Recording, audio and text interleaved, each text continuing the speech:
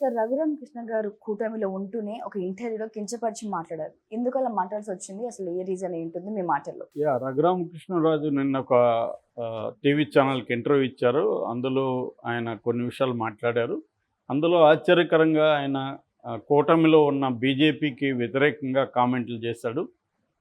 So, అదేంటంటే బీజేపీని గురించి ఆయన ఆ పార్టీని గురించి అంటే కూటమిలో ఆ పార్టీ ఉండడం వల్ల కూటమికి మేలు జరుగుతుందా అని విలేకరి ప్రశ్నించినప్పుడు ఆయన నో కామెంట్ అన్నాడు.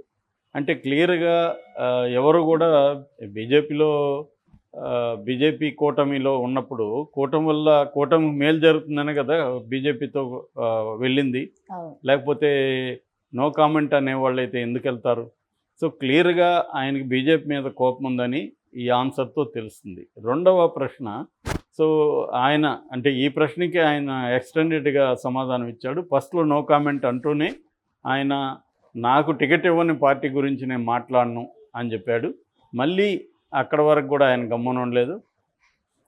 అడిగితే నాకు సభ్యత్వం లేదు కాబట్టి పార్టీ టికెట్ ఇవ్వలేమని అన్నారని చెప్పారు. నిజానికి సభ్యత్వం లేనోళ్ళకి కూడా వాళ్ళు ఇచ్చారు అనేది ఆయన చెప్పాడు. అంతవరకు ఆయన చెప్పిన దాంట్లో అబద్ధమేమి లేదు. అవును. సో, ఆయన చెప్పిన ఈ 3 విషయాలు ఏవైతే ఉన్నాయో అంటే కూటమిలో బీజేపీ ఉండడం వల్ల కూటమికి లాభమా అనే దానికి నో కామెంట్ అనేది ఇది నిజానికి రఘురామకృష్ణరాజు ఒకరి అభిప్రాయం కాదు. తెలుగుదేశంలో కూడా చాలామంది నాయకుల అభిప్రాయం ఇదే. వాళ్ళు మనకు పర్సనల్ కలిసినప్పుడు చెప్తున్నారు చాలామంది. అనవసరంగా కలిసాడు సార్ మా చంద్రబాబు బీజేపీతో. దానివల్ల మాకు అనవసరమైన తలనొప్పులు వస్తున్నాయనేదే వాళ్ళు చెప్తున్నారు. దానివల్ల లాభమేం మాకైతే ఏమీ లేదనేది వాళ్ళు చెప్తున్నారు. సో, రఘురామకృష్ణరాజు కూడా అదే అభిప్రాయాన్ని ఆయన కొంత బోల్డ్‌గా మాట్లాడే అలవాటు ఉంది కాబట్టి ఓపెన్‌గా మాట్లాడాడు. ఇక రెండో విషయం, తనకు సీట్ ఇవ్వలేదనే కోపం కూడా రఘురామకృష్ణరాజు ఉంది. ఎందుకంటే ఆయన ఎమ్మెల్యేగా ఎప్పుడు కోరుకోలే. ఆయనకి ఎంతసేపు కూడా నరసాపురం ఎంపీగానే ఆయన ట్రై చేశాడు. అయితే చంద్రబాబు దీంట్లో 2 విషయాలున్నాయి. ఒకటి, ఆ సీటును బీజేపీ క్లెయిమ్ చేసింది. ఎందుకంటే గతంలో కూడా బీజేపీ నుంచి అక్కడ 2, 3 సార్లు గెలిచారు. అందుకని మనకు తెలుసు కృష్ణరాజు కూడా అక్కడి నుంచి గెలిచారు. సో, అందుకని బీజేపీ ఆ సీటు కోసం పట్టుబట్టింది. పట్టుబట్టినప్పుడు చంద్రబాబు చెప్పాడా లేదని మనకు తెలీదు కానీ రఘురామకృష్ణరాజు రియాక్షన్ చూస్తే చంద్రబాబు వాళ్ళకి చెప్పాడు, ఇలాగా రఘురామకృష్ణరాజుకి ఈ సీట్ ఇవ్వాలి, మీరు తీసుకొని మీ పార్టీలో ఆయన చేర్చుకొని ఇవ్వండి అని చంద్రబాబు చెప్పాడు. కానీ వాళ్ళు ఇవ్వలేదు. సో, ఈయన కోపమంతా బీజేపీ మీదనే ఉంది. ఫస్ట్‌లో చంద్రబాబు మీద కూడా ఆయన ఇట్లాగే మాట్లాడాడు టికెట్ రానప్పుడు. నాకే టికెట్ ఇప్పించలేనోడు పోలవరం ఏం కడతాడు, యెస్. ఢిల్లీ నుంచి ఏదైనా రాష్ట్రానికి ఏం సాధిస్తాడు అని కూడా ఆయన మాట్లాడారు. అంటే ఆయన ఏందంటే తనకి టికెట్ ఇప్పించలేకపోయాడు చంద్రబాబు అని చంద్రబాబు మీద కోపం ఉంది. అందుకని చంద్రబాబుకి తప్పలేదనమాట. ఎందుకంటే రఘురామకృష్ణరాజు ఉపయోగపడిందంతా కూడా ఈ 4.5 ఏళ్లలో చంద్రబాబుకే ఉపయోగపడ్డాడు, తెలుగుదేశంకే ఉపయోగపడ్డాడు. ఆ మేరకి రఘురామకృష్ణరాజు కూడా తెలుగుదేశం ఉపయోగపడింది. మీడియా ఫోకస్ చేయకపోతే రఘురామకృష్ణరాజు అనామకుడిగా మిగిలిపోయేవాడు. ఓన్లీ బికాస్ ఆఫ్ తెలుగుదేశం మీడియానే రఘురామకృష్ణరాజుకి ఈ మాత్రం ఇమేజ్ ఉందంటే కారణం తెలుగుదేశం మీడియానే. అంటే వాళ్ళేమో ఆయనకి ఫేవర్ చేయాలని ఇవ్వలేదు. ఇక్కడ విన్ విన్ సిచ్యువేషన్ అంటారు కదా. అంటే ఇద్దరికీ ఒకరి అవసరం ఒకరికుంది. యెస్. రఘురామకృష్ణరాజుకేమో మీడియా లేకపోతే తను జగన్ మీద మాట్లాడేదంతా బయటికి రాదు. అది ఆయన అవసరం. వీళ్ళకేమో జగన్‌కి వ్యతిరేకంగా అదే పార్టీలో ఎంపీగా ఉంటూ మాట్లాడుతున్నాడు కాబట్టి ఆ మేరకు జగన్‌కి డ్యామేజ్ జరుగుతుంది, ఇది మనకు ఉపయోగపడుతుంది అనేది వీళ్ళకి ఉన్నింది. ఏదేమైనా తెలుగుదేశం పార్టీకి రఘురామకృష్ణరాజు ఉపయోగపడ్డాడు. దానివల్ల ఆయన చాలా ఇబ్బందులు కూడా వైసీపీ నుంచి ఎదుర్కొన్నాడు. అరెస్ట్ చేయడం, కొట్టాడు అంటున్నారు.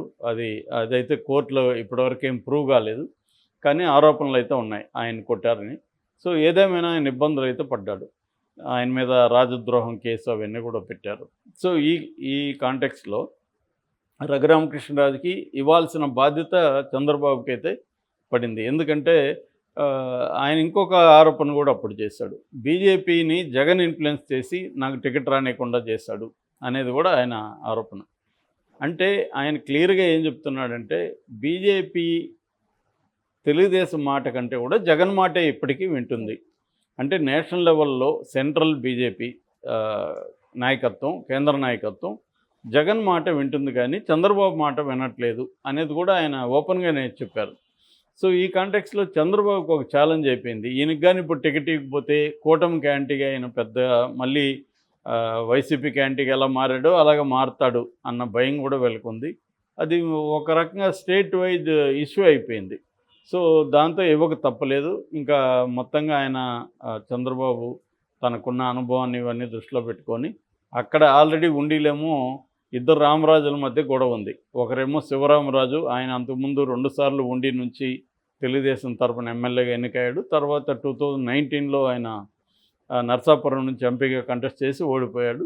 ఆయన స్థానంలో అక్కడ మంతెన రామరాజు నిలబడ్డాడు. మంతెన రామరాజు గెలిచాడు ఎమ్మెల్యేగా. సో ఇప్పుడు చంద్రబాబు సిట్టింగ్ ఎమ్మెల్యేకి ఇవ్వాలని మంతెన రామరాజుకి ఇచ్చాడు. దానివల్ల శివరామరాజు హర్ట్ అయ్యాడు. హర్ట్ అయ్యి తను రెబల్గా నామినేషన్ వేశాడు, ప్రచారం చేసుకుంటున్నాడు. మంతెన రామరాజు కూడా తను ప్రచారం చేసుకుంటున్నాడు. దానికి సంబంధించిన కొంత ఖర్చు కూడా పెట్టుకున్నాడు. ఇప్పుడు మనకు తెలిసిన సమాచారం ఏంటంటే మంతెన రామరాజుకి అయిన ఖర్చుని మన రఘురామరాజు ఇచ్చేసేట్టుగా, అట్లాగే రేపు అధికారం వచ్చిన తర్వాత మంతెన రామరాజుకు ఒక ఏదైనా నామినేటెడ్ పోస్టు ఇస్తానని చంద్రబాబు హామీ ఇచ్చాడు. ఆ మేరకు మంతెన రామరాజు కోఆపరేట్ చేస్తానని చెప్పాడు. జరుగుతుంది. సో అక్కడ ఆయనకి కొంత ప్రాబ్లం అయితే ఉంది. ఎందుకంటే మంతెన రామరాజు కోఆపరేట్ చేసినా కూడా ఆయన అభిమానులు అక్కడ చాలా సీరియస్గానే ఉన్నారు, కోపంగానే ఉన్నారు. అంటే వాళ్ళు ఆల్మోస్ట్ ప్రచారంలోకి వెళ్ళిపోయి మన నాయకుడు మళ్ళీ గెలుస్తాడు, ఎందుకంటే 5 ఏళ్ల పాటు ఆయన ప్రతిపక్షంలో ఉండి అనేక ఇబ్బందులు పడ్డాడు, 18 ఏళ్ళుగా తెలుగుదేశాన్ని నమ్ముకొని ఉన్నాడు, కాబట్టి ఈసారి గెలిపించాలని పట్టుదలతుంటే రఘురామకృష్ణరాజు వచ్చాడు.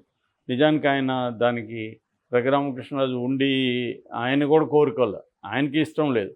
రెండోది ఏంటంటే ఆయనతో ప్రాబ్లం అక్కడ ఉన్న తెలుగుదేశం నాయకులకి ఆయన అందుబాటులో ఉండరనే ఒక ఇది ఉంది. ఆయన ఢిల్లీలోనో హైదరాబాద్లోనూ కూర్చొని ఉంటారు, ఆయన కలవడానికి వెళ్తే ఉండరు. ఎంపీ కంటే కనీసం పర్వాలేదు ఎంతో కొంత, కానీ ఎమ్మెల్యే అంటే అనేక పనులు ఉంటాయి లోకల్గా కేడర్కి, ఏదొచ్చినా ఎమ్మెల్యే దగ్గరికి వెళ్ళాలి. అటువంటి ఎమ్మెల్యే అప్రోచబుల్గా లేనప్పుడు చాలా హెడ్ఏక్స్ వస్తాయి. సో అది చాలామందిలో ఇబ్బంది ఉంది. ఈ కాంటెక్స్లో రఘురామకృష్ణరాజు నిన్న బీజేపీకి వ్యతిరేకంగా మాట్లాడిన తీరు చూస్తే కూటమిలో రఘురామకృష్ణరాజు వల్ల కూటమికి ఇబ్బందులు కలుగుతాయా అనే ఒక వినిపిస్తుంది అన్నమాట. ఎందుకంటే ఆయన చెప్పిన వాయిసు నిజానికి చాలామంది వాయిసే అది, తెలుగుదేశంలో ఉండే చాలామంది నాయకుల వాయిస్నే ఆయన ఓపెన్గా చెప్పాడు. లేకపోతే ఆయనకు అంత ధైర్యం కూడా రాదు కదా. ఆయనకి తెలుసు తెలుగుదేశంలో చాలామందికి ఇష్టం లేదు చంద్రబాబు పెట్టుకున్నాడు అని.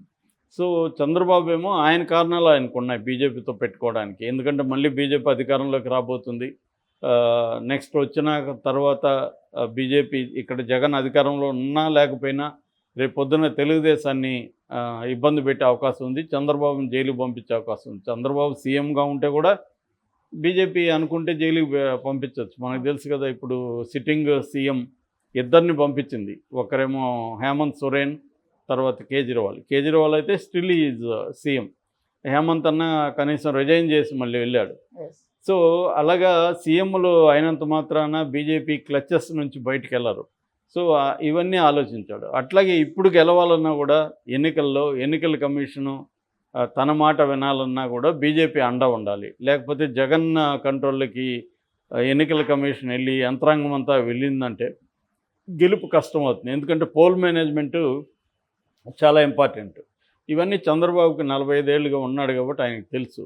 సో అందుకని ఆయన బీజేపీతో పెట్టుకున్నాడు. కానీ మరి రఘురామకృష్ణరాజు ఇలా మాట్లాడడం వల్ల బీజేపీ స్థానిక నాయకులు కూడా హర్ట్ అయ్యే అవకాశం ఉంది.